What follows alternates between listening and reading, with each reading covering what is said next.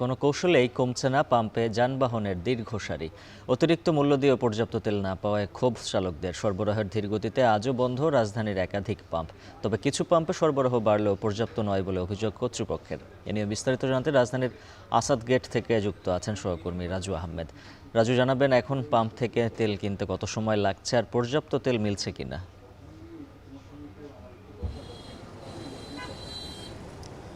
উজ্জ্বল টানা ২ মাস ধরে চলা তেলের সংকটে যেমন চিত্র ছিল সেই চিত্র আজও রয়েছে। অর্থাৎ ৫ ঘন্টা ৬ ঘন্টা অপেক্ষা করেও কেউ কেউ তেল পাননি বলে অভিযোগ করেছেন। সেই সঙ্গে রাজধানীর বেশিরভাগ ফিলিং স্টেশন বন্ধ থাকার কারণে যে সকল ফিলিং স্টেশন খোলা রয়েছে সেই সকল ফিলিং স্টেশনে চাপ বাড়ছে। আমরা বন্ধ থাকা ফিলিং স্টেশনের কর্তৃপক্ষের সঙ্গে কথা বলেছি।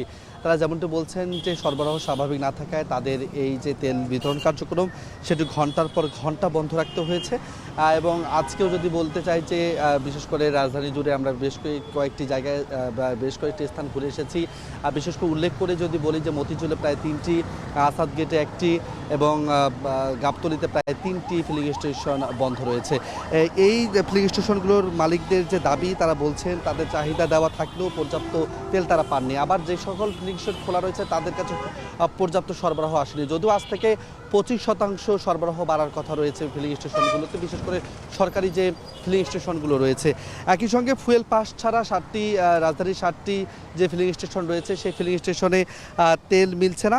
এতে করে লাইন আরও দীর্ঘ হচ্ছে বলে কিন্তু চালকরা অভিযোগ করেছেন। সব মিলিয়ে যদি বলতে চাই যে এই পরিস্থিতিতে চালকদের যে অভিযোগ যে অতিরিক্ত মূল্য দিয়ে মূলত কেন তাদের আসলে এই দীর্ঘক্ষণ অপেক্ষা করতে হবে, কেন সরবরাহ স্বাভাবিক নয়, কবে নাগাদ এই সরবরাহ স্বাভাবিক করা যাবে, এ নিয়ে কিন্তু তাদের ক্ষোভ রয়েছে।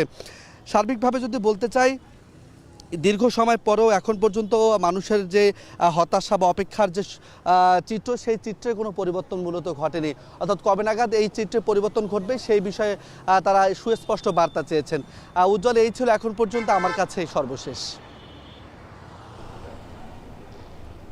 জ্বালানি সরবরাহের খবর জানাচ্ছিলেন সহকর্মী রাজু আহমেদ।